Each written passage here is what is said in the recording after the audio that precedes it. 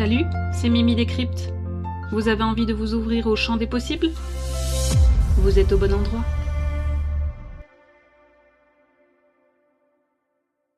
Tu sais, dans la crypto, les erreurs qui coûtent cher, on en parle rarement. Tout le monde montre les gains, les x10, les réussites, mais personne ne te raconte les coulisses, les petites sueurs froides, les moments où tu te dis « mais pourquoi j'ai fait ça ?» Eh bien, aujourd'hui, c'est exactement ce qu'on va faire ensemble, tranquillement, pédagogiquement, et avec un peu d'autodérision, parce que franchement, dans la crypto, on en a tous vécu des belles. La première chose que j'ai envie de te dire, c'est que si tu veux investir en crypto pour gagner en souveraineté financière, tu dois connaître ton niveau de risque. On n'est pas tous câblés pareil. Moi, par exemple, j'ai une aversion au risque assez élevée. Ça veut dire que je suis prête à aller dans des investissements un peu plus pimentés, avec potentiellement plus de rendement, mais aussi plus de montagnes russes émotionnelles. Et je le sais. Donc, quand mon portefeuille est dans le rouge, et crois-moi, en crypto, c'est presque normal de voir du rouge, eh bien, je ne panique pas. Parce que je suis alignée avec ma stratégie et que j'ai étudié chaque projet crypto pour savoir si ses fondamentaux sont bons. Mais si toi, tu dors mal dès que ça baisse de 5%, ce n'est pas une honte, hein. Ça veut juste dire qu'il faut choisir des projets plus stables et investir plus calmement. L'important, c'est d'être serein, pas stressé. Parce qu'un investisseur stressé prend des mauvaises décisions. Et puis attention, pour investir en crypto, tu dois vraiment réfléchir à combien tu peux investir sans te mettre en danger. Ça aussi, c'est la base. Toujours garder au moins 6 mois de dépenses de côté, ton matelas de sécurité. Parce que certaines cryptos ne vont pas te faire une plus-value dans la semaine, ni dans le mois, parfois même pas dans l'année. La patience est une vertu que la crypto t'enseigne très vite, sauf si tu fais du trading, mais là, c'est une autre histoire. Et tu n'as pas besoin de commencer avec des milliers d'euros, non. Même 50 euros, c'est déjà super. Tu fais fructifier doucement, tu apprends, tu observes, et petit à petit, la boule de neige commence à grossir. Mais attention, ce n'est pas de l'argent magique. Ça demande un minimum de suivi. Il faut rester informé de l'évolution d'un projet, lire un peu, surveiller les mises à jour. Je te donne un exemple perso. J'ai investi il y a un peu plus d'1 an dans un projet crypto. À l'époque, le projet était leader dans son secteur. Je m'attendais clairement à un beau x10. Et puis, une autre crypto est arrivée avec un projet encore meilleur, plus compétitif, plus innovant. Et du coup, j'ai dû revoir mes attentes à la baisse. Ça, c'est la vie de l'investisseur. On s'adapte. Et je le redis clairement pour l'AMF, l'autorité des marchés financiers qui aime titiller les créateurs de contenu concernant la crypto, je ne donne aucun conseil en investissement. Je partage simplement mon expérience personnelle et mes retours de terrain. Un autre point super important, les plateformes que tu choisis. Certaines peuvent te bloquer, te fermer ton compte ou te compliquer la vie au moment où tu veux faire un transfert. Ça peut vite devenir un casse-tête, vraiment. C'est pour ça que je t'invite, quand tu le peux, à aller vers des plateformes décentralisées ou même directement vers des portefeuilles souverains, les hot wallets ou les cold wallets, et ne surtout pas mettre tous tes œufs dans le même panier. Dans le cercle de Mimi, je t'ai d'ailleurs préparé quelques tutos vidéo, dont un concernant l'utilisation d'un hot wallet, qui te donne carrément un IBAN personnel relié à ton portefeuille, avec une carte crypto adossée. Tu peux recevoir ton salaire ou des paiements en euros, et c'est automatiquement converti en crypto dans ton wallet. C'est propre, c'est fluide, c'est à toi. Mais attention, ça reste en ligne. Donc, je t'ai aussi mis des offres intéressantes pour acquérir un cold wallet. Tu te rappelles les portefeuilles hors ligne, sécurisés et 100% à toi. Car avec ces deux solutions, tu deviens un ninja de la souveraineté financière. Et si je t'en parle, c'est aussi parce qu'en janvier 2026, il y a le DAC8 qui arrive. Tu sais, je t'en ai déjà parlé dans mon épisode 11 sur la débancarisation.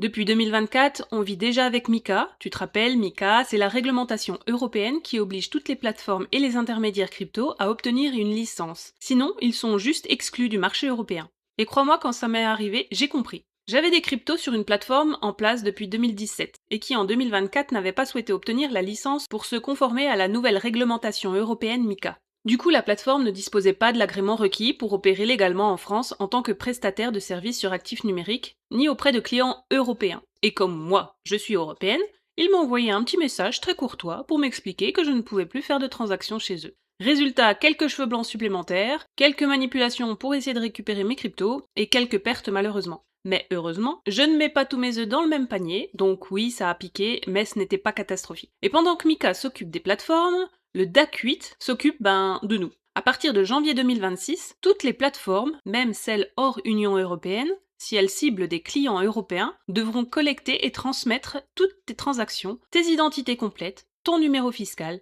tes soldes, bref, tout. Les KYC seront renforcés. Tout sera communiqué aux autorités fiscales chaque année. Alors, est-ce que ça veut dire qu'il faut arrêter d'investir et d'être souverain? Pas du tout.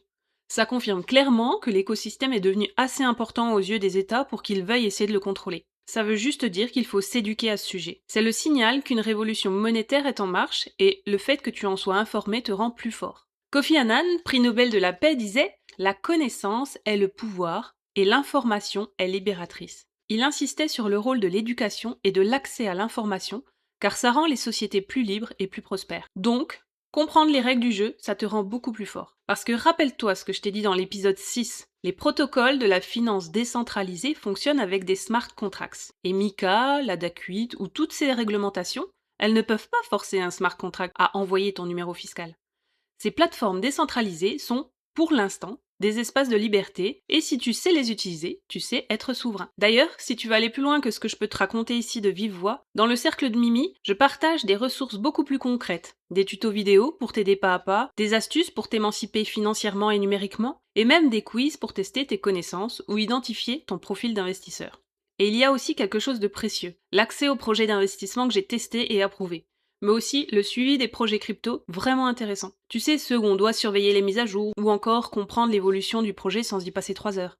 Là, je te fais le tri et je t'envoie l'essentiel pour rester à jour. Et je te rassure, promis, tu ne seras pas bombardé de mails. Je déteste autant que toi voir ma boîte mail déborder pour rien. Là, tu recevras uniquement l'essentiel, ce qui peut vraiment t'aider, et si tu veux plus d'infos, ce sera à toi de te rendre sur le cercle de Mimi. Le lien pour t'inscrire est juste en description du podcast si tu veux nous rejoindre. Tu l'auras compris, j'espère, tout ce que je t'explique ne doit pas être une source d'inquiétude, mais de motivation. Plus tu es informé sur les règles du jeu, plus tu peux te positionner intelligemment. Reste curieux, reste critique, apprends à naviguer dans ce nouvel environnement. C'est le prix à payer pour être à l'avant-garde de cette révolution financière. Et puis, n'oublie pas la monnaie libre, la June.